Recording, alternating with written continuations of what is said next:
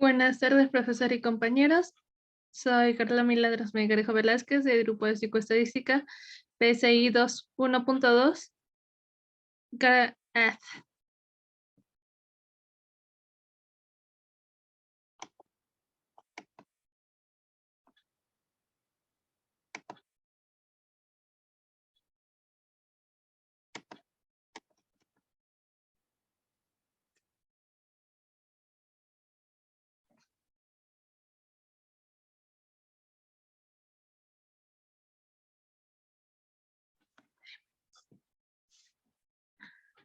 Buenas tardes, profesor y compañeros. Soy Carla Milagros Melgarejo Velázquez, del Grupo de Psicoestadística, PSI 2.1.2. Y en esta oportunidad vamos a hablar de lo que es la distribución uniforme.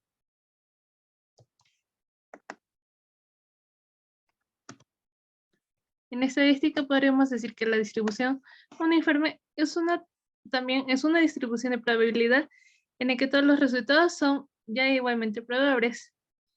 Cada variable tendría la misma probabilidad ya siendo un resultado. Además, la distribución uniforme es considerada una distribución continua que modela o modelaría los rangos de los valores con igual probabilidad, especificado ya sea por un límite superior e inferior, como quien diría algo así como un antes y un después, porque es un modelo continuo más simple.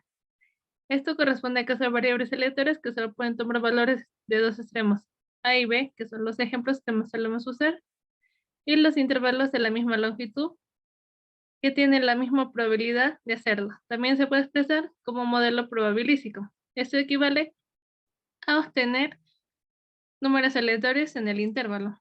Y también hay dos tipos de distribución uniforme de los posibles tipos de las cuales podemos hablar, las cuales serían que son las discretas y las continuas. En el caso de las discretas, el resultado sería único y finito, y los posibles resultados podrían verse como puntos en un gráfico, así como antes ya se pueden ver en otros tipos de distribuciones. Y por otro lado, las continuas pueden tomar cualquier valor en el rango, como quien dice infinitos.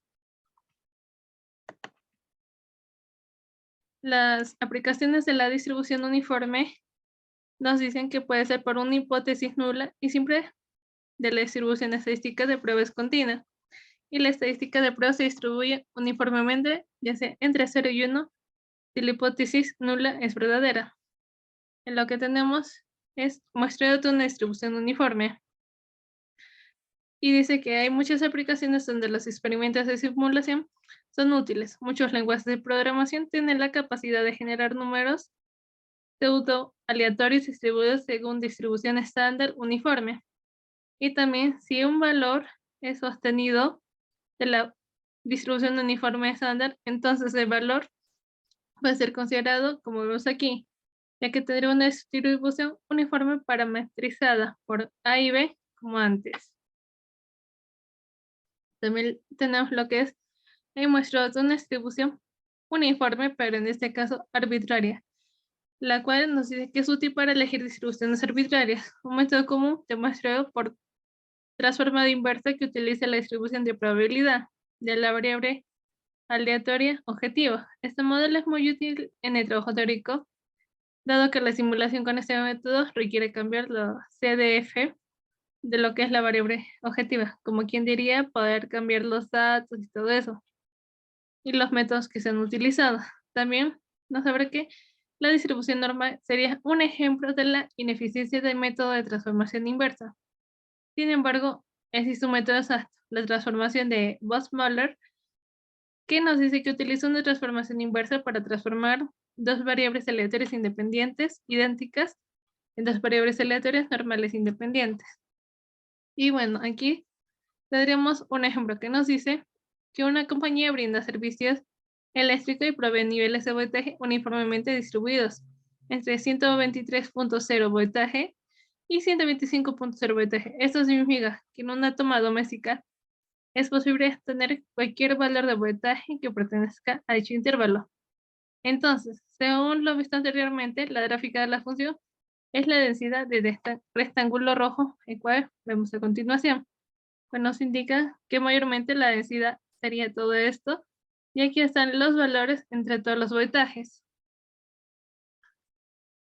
Después nos dice calcular la probabilidad de tener un voltaje dentro del intervalo dado. Es muy fácil. Por ejemplo, ¿cuál sería la probabilidad de que la compañía envíe un voltaje menor a 123.5 V?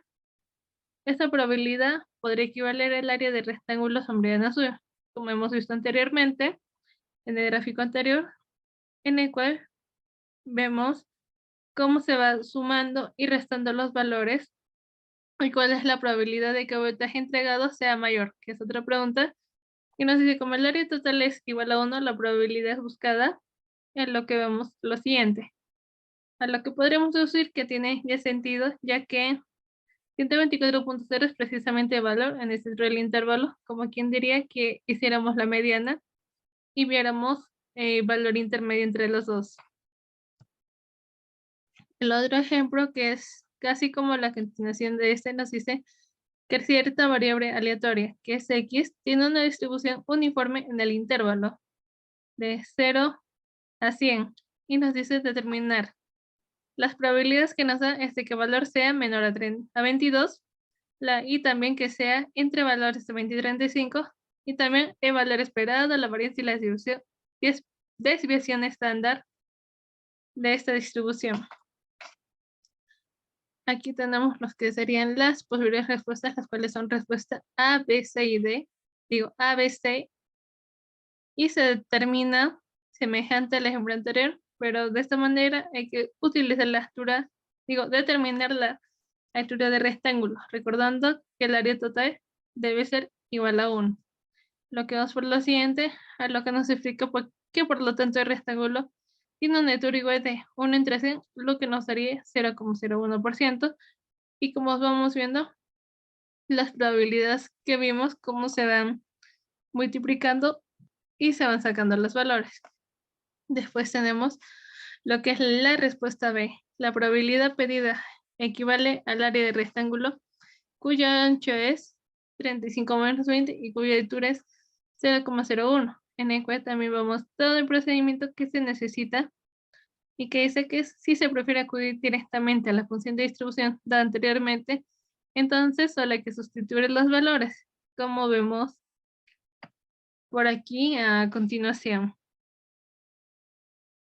Y también lo que nos dice que los valores a introducir son A, ya sea que es 0, B que es 100, y los siguientes que vamos a continuación que ya son más formas de resolución. Y finalmente tenemos lo que es la respuesta C, que el valor esperado es 50, con todo el método aplicado aquí. La variancia es 83.83 y la desviación estándar sería finalmente 28,87. Ya para terminar, aquí tenemos todo lo que son las fuentes de donde se obtuvo toda la información recopilada para poder realizar este trabajo. Muchas gracias.